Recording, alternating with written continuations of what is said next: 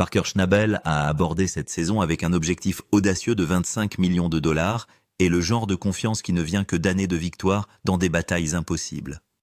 Mais maintenant cet objectif lui échappe de la manière la plus douloureuse possible, lentement à grands frais et en manquant une once à la fois. Le total de la saison est resté à seulement 3867 8 onces contre un objectif massif de 10 000 onces. Et chaque semaine qui passe rend cette montagne encore plus raide. Ce qui ressemblait autrefois à un objectif agressif ressemble désormais à un compte à rebours brutal vers l'échec. Ses plus gros problèmes surviennent dans toutes les directions à la fois. Son usine de lavage la plus productive a été mise hors service après que le sol gelé a commencé à détruire les marges bénéficiaires à un rythme près de 2 fois supérieur aux prévisions, transformant ce qui aurait dû être rentable en un cauchemar coûteux. Dans le même temps, son programme de forage en Alaska a dépensé 200 000 $ pour ne rapporter que 32 mg par trou, loin du seuil de 200 mg requis pour justifier l'achat du terrain.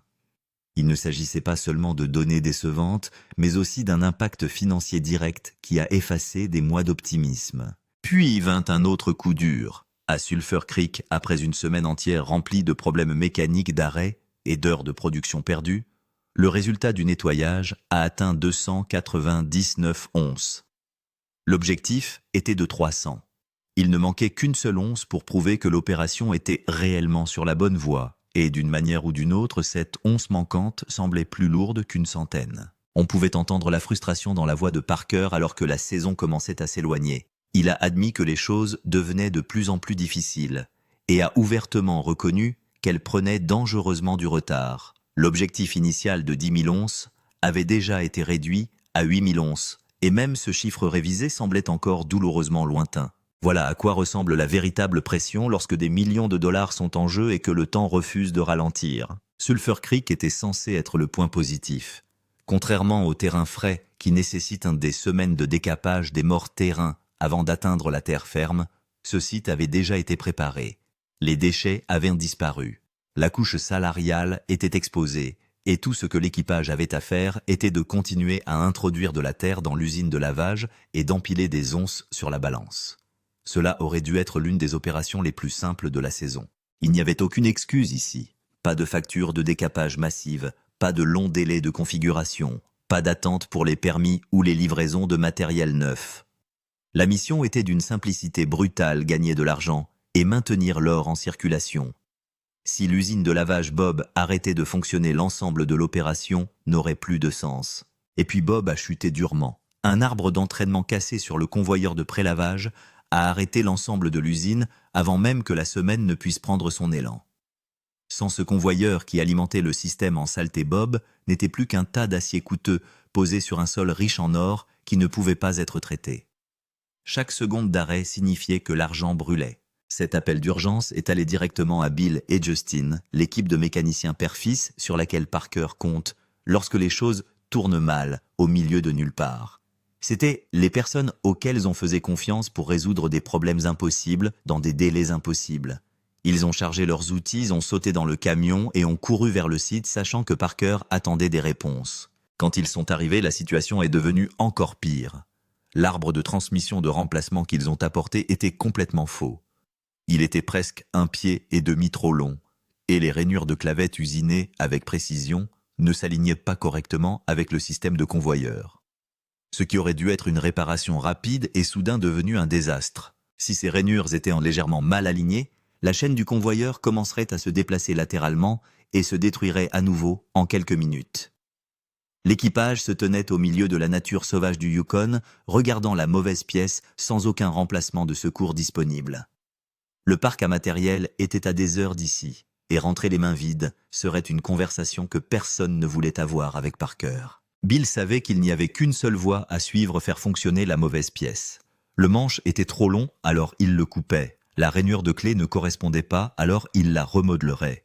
Cela semblait insensé, mais c'était la seule option entre eux et une semaine perdue. Ce n'était pas une réparation propre dans un atelier d'usinage professionnel. Il n'y avait pas de tour de précision, pas de composants de secours, et aucune marge d'erreur. Il disposait d'outils manuels de meuleuse, d'une détermination brute, et du savoir que chaque mesure devait être parfaite du premier coup. Un échec signifiait que la semaine entière était morte. Bill retourna l'arbre pendant que Justine vérifiait chaque point d'alignement encore et encore. Ils ont étudié les deux extrémités, mesuré tous les angles et recherché tous les moyens possibles de faire fonctionner le système endommagé. Finalement, ils ont trouvé un chemin qui pourrait les sauver. Ils marquèrent le puits et commencèrent à couper. Des étincelles volaient tandis que le métal hurlait sous la meuleuse, et chaque coupure comportait d'énormes risques. Un faux mouvement détruirait leur seule pièce de rechange et mettrait fin à l'opération sur le champ. Puis vint le plus dur. Ils ont dû meuler à la main un tout nouveau profil de rainure de clavette millimètre par millimètre, en essayant de faire correspondre la géométrie de l'arbre d'origine sans avoir accès aux machines appropriées. C'était l'improvisation sur le terrain dans ce qu'elle avait de plus stressant. Une fois la découpe et le meulage terminés, ils ont installé l'arbre modifié dans le système de prélavage. Les roulements ont été mis en place. Les pignons ont été montés avec soin. Chaque composant devait s'aligner parfaitement, sinon le convoyeur tomberait en panne instantanément. De retour à l'usine, Tyson Lee a continué à relayer les mises à jour tout en répondant aux appels constants de Parker. On pouvait sentir la tension dans chaque transmission radio.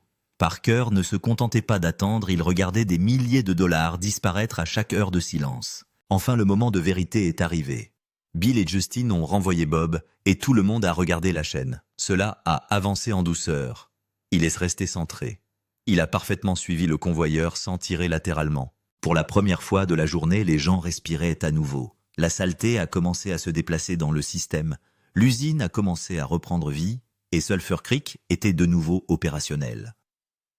Ils avaient perdu des heures critiques, mais au moins la semaine était encore vivante. La réparation temporaire a tenu bon et l'équipage a travaillé dur pour rattraper le temps perdu. Chaque heure comptait désormais car le jour du nettoyage approchait à grands pas. Il ne restait plus qu'à découvrir si leurs efforts avaient été suffisants. Lorsque le nettoyage est arrivé, 3 bocaux attendaient. 3 opérations, 3 occasions de prouver que la saison avait encore de la vie. Parker se tenait devant la balance faisant déjà un calcul mental douloureux avant même le début de la première pesée. Big Red est allé le premier et a livré 98,5 onces après avoir traité les meilleurs graviers toute la semaine. C'était mieux que le nettoyage précédent et valait environ 250 000 $. Mais mieux n'était pas la même chose que assez. Vint ensuite Roxane qui travaillait sur la seconde moitié du long montage. Il a livré 168,2 onces d'une valeur de plus de 420 000 $. Les chiffres à 3 chiffres semblaient bons sur le papier, mais Parker savait que ces chiffres étaient encore loin du rythme requis pour atteindre son objectif de saison. Puis tout le monde se tourna vers Bob. C'était la plante qui avait failli mourir plus tôt dans la semaine. C'était la machine qui devait prouver que Sulphur Creek pouvait faire avancer la saison. Les chiffres ont commencé à grimper lentement sur l'échelle. 60 onces, 80, 100, puis 150, puis 200, puis 250. La tension dans la salle est devenue insupportable alors que tout le monde regardait le chiffre final. L'échelle s'est arrêtée à 299,0 onces. Il manque une once. Juste un. Après toutes les réparations, le stress, l'improvisation et le sommeil perdu l'opération a raté son objectif de la plus petite marge possible. Parker regarda le pot en silence. L'or était propre lourd et correspondait exactement au type de matériau que Sulphur Creek était censé produire.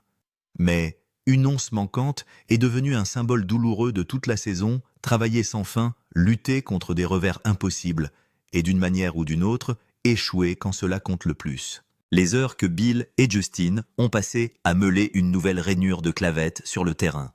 Tout cela est visible dans cette seule once manquante. Une opération propre en aurait éliminé 300 sans difficulté. Total de la semaine pour les 3 opérations. 565,7 onces. Le rythme requis pour atteindre 10 000 onces d'ici la fin de la saison est de 430 par semaine, chaque semaine sans interruption. Le total de la saison à partir de ce nettoyage est de 3 867,8 onces contre un objectif qui nécessite désormais plus de 6 100 onces supplémentaires pour être atteint. Nous sommes sur la bonne voie. Nous sommes vraiment sur la bonne voie. Cela pourrait bien fonctionner. C'est plutôt cool. Cet écart ne peut pas être comblé sans que quelque chose ne change de manière significative dans le fonctionnement de l'opération. L'objectif et le rythme. La concession Dominion Creek de Parker, d'une superficie de 7500 acres, se trouve à 50 milles au sud-est de Dawson City, au cœur des champs aurifères du Klondike. La saison dernière, il a retiré 4 500 onces du gouffre financier, le plus gros résultat de sa carrière. Il suit maintenant la même séquence de rémunération vers le nord jusqu'au long terme. Son seul terrain prédémonté, qui selon lui peut rapporter plus de 7 millions de dollars en or avant la fin de la saison. Pour atteindre 10 000 onces, Parker doit faire fonctionner simultanément plusieurs installations de lavage à un rythme combiné que son exploitation n'a jamais soutenu auparavant. Chaque semaine de sol gelé, chaque panne mécanique, toutes les heures, une installation de lavage reste inactive. Resserre un calendrier qui n'avait presque aucun relâchement au départ. L'équipage comprend l'ampleur de ce qui est tenté. Rien dans l'histoire de l'opération n'a nécessité le déplacement d'un tel volume de terrain. Ces nombreuses installations de lavage fonctionnent simultanément.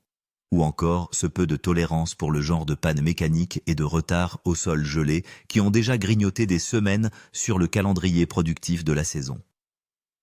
Les cibles fixées par Parker ne sont pas des cibles que son équipage a déjà touchées. La différence cette saison est que l'écart entre l'objectif et la situation réelle de l'opération est plus large qu'il ne l'a jamais été. Et la saison n'est plus jeune. Le total de la saison est de 3 867,8 onces. Parker a révisé l'objectif de 10 000 onces à 8 000. Il n'est pas dans la bonne voie pour 8 000. Pour y parvenir, il a besoin de plus de 4 100 onces supplémentaires, provenant d'exploitations qui fonctionnent en retard, travaillent sur un sol non testé ou restent inactives, en attendant que le pergélisol libère la couche de rémunération en dessous. Le calcul n'a pas été tendre avec cette saison, et il n'est pas question de commencer à être gentil maintenant. Big Red opte pour le gravier rouge. Big Red a géré la couche de terre la plus payante du pont de 114 acres creusé pendant 7 semaines consécutives. La couche supérieure est épuisée. La démarche conventionnelle consiste à déplacer l'usine, à trouver une autre section de terrain éprouvée et à continuer à produire avec un salaire connu. Parker passe un appel différent. Un demi-mile en amont, au milieu de la tranchée du pont Parker, a déjà enlevé 16 pièces de morse terrain et exposé quelque chose qu'il souhaite tester. Une couche de gravier rouge se situe entre le salaire le plus élevé extrait et le salaire du canal blanc gelé qui ne sera exploitable que la saison prochaine. Il a stocké le matériel, l'a déterré, l'a empilé et l'a préparé à être traité. Personne ne l'a jamais fait passer dans une station de lavage. À ma connaissance, personne n'a jamais détruit ce gravier rouge auparavant, dit Parker. Dans un champ aurifère exploité continuellement depuis la ruée du Klondike à la fin des années 1800, cette phrase a un poids réel. Soit l'or n'est pas là, soit il est là, et il est resté intact pendant plus d'un siècle. Parker parie sur la deuxième option sans aucune donnée pour la confirmer. Le déménagement ne se déroule pas sans heurts. Il reste 2 jours complets à attendre un nouveau tambour de queue avant même que Big Red puisse être repositionné sur le nouvel endroit. Pendant que Tyson gère le déplacement de l'équipement en surface, Alec et Liam sont dans la zone de dépôt et se battent contre la montre sur l'installation de la trémie d'alimentation. Le tambour de queue de remplacement arrive. Ils le retirent du camion avec un palan. Le tambour pèse 200 livres. Ils font glisser le vieux tambour hors de l'arbre. Ils installent le nouveau tambour, le remettent en place dans le boîtier du chargeur, l'alignent et le boulonnent en place. C'est le genre de travail mécanique à deux qui ne peut être précipité sans le rendre encore plus long. Parker appelle par radio. « Alec, j'espère. Vous faites de bons progrès avec cette mangeoire car nous en avons besoin maintenant. » Le chargeur entre, Big Red démarre. Tyson jette le premier seau de gravier rouge dans la trémie et personne dans l'opération ne sait ce qui va sortir à l'autre bout. 4 jours de fonctionnement plus tard, le pot passe sur la balance. 136,5 onces d'une valeur de plus de 340 et 1 000 $. Plus il y a d'or qui sort de là, plus je me dis « Oh, c'est ça le sol !» Et pas seulement nous commençons très bien, n'est-ce pas? C'est tellement gentil. Au début, ce n'était qu'un soulagement, mais maintenant je commence vraiment à être excité. Pour Big Red, qui a utilisé du gravier rouge non testé lors de sa première course de 4 jours, 136,5 onces est un résultat qui ne nécessitait aucune explication. Depuis un terrain qui n'a jamais été déplacé sur un pari soutenu par rien d'autre que la lecture du matériel par Parker et son instinct sur ce que la coupe du pont a encore à donner. 136 onces. Le stock de gravier rouge est suffisamment important pour plusieurs passages supplémentaires. La qualité établie par ce premier nettoyage est meilleure que ce dont Parker avait besoin. Le gravier rouge n'est pas une solution saisonnière en soi, mais il s'agit d'un chiffre réel à un moment où il est vraiment difficile d'obtenir des chiffres réels. Et cela achète à l'exploitation de Parker quelque chose dont elle a manqué toute la saison le temps. La coupe longue brille, puis le gel gagne. Roxane livre cette semaine 285 onces de la coupe longue d'une valeur de plus de 712 000 $, la meilleure prise unique de cette coupe de toute la saison. Pendant une semaine, le long métrage fonctionne au niveau que Parker a toujours cru pouvoir réaliser. L'or est là, la note est là, l'opération fonctionne. Puis arrive la météo. Encore 10 jours de froid, aucune chaleur projetée, pas de dégel significatif dans les prévisions. La coupe longue s'exécute sur de la terre battue décongelée. Le pergélisol sous la surface ne libère des matériaux utiles que lorsque la chaleur soutenue pénètre suffisamment profondément. Et cette saison, la chaleur n'a pas coopéré. L'équipage de Parker a combattu le gel avec des bulldozers, poussant la fine couche superficielle dégelée centimètre par centimètre vers Roxane, alimentant ainsi l'usine de lavage située à la limite entre le sol gelé et la portée limitée du soleil. L'appel 480 de Tyson utilise un godet de nettoyage à bord plat spécialement conçu pour gratter proprement les matériaux gelés. Ce seau présente déjà une fissure qui s'aggrave à chaque passage. Lorsque le seau tombe en panne, l'offre de rémunération se tarit. Roxane reste au ralenti. La seule source de revenus actifs dont dispose l'opération se tait. Le coût de la lutte représente le double de la marge prévue. Les machines absorbent le genre d'abus qui apparaîtront dans les factures de réparation dans 2 saisons. Chaque dollar dépensé pour lutter contre le gel est un dollar qui n'atteint pas le résultat net d'une saison déjà sous l'eau. Parker et Mitch y travaillent. Première option, continuez à orienter vos efforts. Continuez à dépenser de l'argent, continuez à pousser les bulldozers contre le permafrost et espérez que le temps se dissipera avant que le coup ne détruise entièrement la marge. Deuxième option, arrêtez la coupe longue. Laissez-le reposer. Laissez le pergélisol fondre selon son propre rythme sur 3 semaines, sauf la perte de plus d'1 million de dollars de revenus que Parker avait déjà pris en compte dans le plan de saison. Parker passe l'appel. La coupe longue s'arrête. Le million de dollars de revenus prévu qu'il était censé générer au cours des 3 prochaines semaines n'arrivera pas dans les délais. Nous devons simplement ralentir et laisser le soleil faire son travail. L'astuce pour moi, c'est comme ne pas manquer d'argent parce que le temps coûte de l'argent, n'est-ce pas? Et je ne sais pas si c'est la bonne chose, mais je sais que ce que nous faisions était mal. La coupe longue devient silencieuse. Roxane arrête de courir. L'usine de lavage la plus productive de la saison qui vient de livrer sa meilleure semaine de l'année se met hors service et attend que le soleil fasse ce que l'équipage ne peut pas lui forcer à faire, selon un calendrier qui fonctionne pour un objectif de 10 000 onces. Parker a besoin d'un nouveau terrain. Les opérations de Dominion et Scribner Creek ne fonctionneront pas indéfiniment. Et l'avenir à long terme de l'entreprise dépend de la sécurisation du terrain productif de l'Alaska avant la fermeture de la fenêtre. Smallwood Creek ressemblait à un candidat. Les données de forage historique suggéraient des concentrations d'or qui pourraient justifier une acquisition en profondeur de 3 millions de dollars. Parker et Liam Ferguson ont foré des trous d'essai sur 8 lignes et ont engagé près de 200 000 dollars dans le programme. Les résultats ont été incohérents dans le pire des cas possibles. 1 ou 2 trous solides par ligne, jamais dos à dos. Non, feuille de paie continue. Aucune zone fiable qui définirait une coupe minimale. L'or apparaît dans des poches concentrées dans des endroits isolés absents dans le sol qui les entourent immédiatement. Pour que Smallwood Creek justifie son prix, Parker doit avoir au moins 200 mg par trou viable. Ce que la perceuse continue de renvoyer est de 30 à 32 mg. L'or est manifestement présent. Il n'est pas présent dans la concentration ou la continuité qui fait qu'un sol de 100 pieds de profondeur vaut le coût de l'extraction.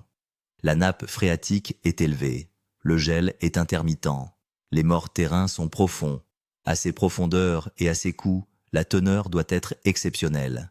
Ce n'est pas exceptionnel. La dernière ligne de trou constitue la dernière opportunité réaliste de modifier la conclusion. Parker et Liam travaillant sur chaque échantillon. Le dernier trou, celui que Liam a identifié comme le candidat le plus fort sur la ligne, celui qui pèse le plus dans la décision finale, revient à 32 mg. Le trou final revient à 32 mg. Par rapport au minimum de 200 mg, le terrain doit justifier son prix de 3 millions de dollars. 32 mg à 100 pieds de profondeur avec des eaux élevées et des gelées intermittentes ne suffisent pas. Le coût de l'extraction consommerait toute marge que la qualité pourrait générer. Parker remercie Liam, annule les 200 000 dollars et s'éloigne de la poêle. La recherche du sol de l'Alaska qui est réellement tracée commence à partir de rien. Où en est la saison? Le total de la saison est de 3 867,8 onces. L'objectif révisé est de 8 000. Parker a besoin de 4 132 onces supplémentaires avec 3 opérations fonctionnant à capacité inégale et la longue coupe restant hors ligne en attendant 3 semaines de dégel. Sulphur Creek produit. La première semaine complète de Bob a manqué d'une once l'objectif de 300 onces après avoir perdu des heures à cause d'une panne d'arbre de transmission, ce qui signifie que l'opération, lorsqu'elle fonctionne proprement, peut atteindre son chiffre. Les réparations improvisées sur le terrain de Bill et Justin se sont déroulées pendant le reste de la semaine. La rainure de clavette que Bill a creusée sur le terrain au milieu de nulle part est toujours correctement positionnée. Sulphur Creek est intact et fonctionne. Big Red est dans les graviers rouges sans plafond établi. La première analyse de 4 jours a rapporté 136,5 onces d'un sol que personne n'avait jamais traité. Le stock est important. La note n'est pas quantifiée dans les deux sens. Cela pourrait s'améliorer à mesure que Big Red pénètre plus profondément dans le matériau ou que la poche pourrait s'amincir. Il n'existe aucune donnée de forage permettant de prédire dans quelle direction cela se déroulera. La coupe longue est arrêtée et décongelée. 3 semaines minimum avant que Roxane ne se reconnecte. Roxane vient de livrer 285 onces en une seule semaine. C'est la meilleure semaine de la saison depuis la coupe longue, et elle est maintenant inutilisée, car le pergélisol ne se libère pas assez rapidement pour rentabiliser l'abattage. Mais que je ne pensais pas que cela demanderait autant de travail de faire fonctionner 3 usines de lavage. Ouais, Taylor a été un homme occupé cette semaine. Ouais. Nous parcourons beaucoup de kilomètres avec les camions cette année. Même mon camion avec ses 3 plantes s'est auto-accéléré. Cela représente 1 million de dollars de revenus saisonniers prévus qui n'arrivent pas à temps. Le ruisseau Smallwood est fermé. Les 200 000 dollars sont dépensés. Le prix de la propriété de 3 millions de dollars reste à la charge de celui qui est prêt à prendre le risque. Parker s'est éloigné. Parker n'est pas du genre à utiliser le mot effrayant à propos de sa propre saison. Il l'utilise maintenant. 3 opérations actives. L'un d'eux s'est arrêté et a attendu que le pergélisol se libère selon son propre calendrier. Celui qui produit près de son objectif hebdomadaire chaque fois que les machines tiennent suffisamment longtemps pour fonctionner une semaine complète. Un gravier rouge non testé sans données préalables et sans plafond établi dans les deux sens. La saison des 10 000 onces est terminée. L'objectif révisé de 8 000 onces nécessite que la coupe longue dégèle dans les délais. Le gravier rouge doit conserver sa qualité pendant toute la durée de Big Red et Sulphur Creek pour continuer à atteindre près de 300 onces par semaine sans qu'un autre arbre de transmission ne tombe en panne. Une autre pièce de mauvaise taille apparaît dans le camion, ou une autre vague de froid de 10 jours bloquant le pergélisol contre chaque lame de bulldozer que Parker peut pousser contre lui. La coupe longue va décongeler. La question est de savoir si l'eau fondra avec le temps et si Sulphur Creek et le gravier rouge pourront générer suffisamment d'onces sur 3 semaines. Cut reste inactif pour maintenir le total de la saison à portée de 8 000. 3 opérations sur 3 problèmes très différents, avec 3 délais très différents, et un numéro qui doit sortir d'ici la fin de la saison. Parker ne contrôle pas les 3. Il contrôle la force avec laquelle il pousse sur ce qu'il fait.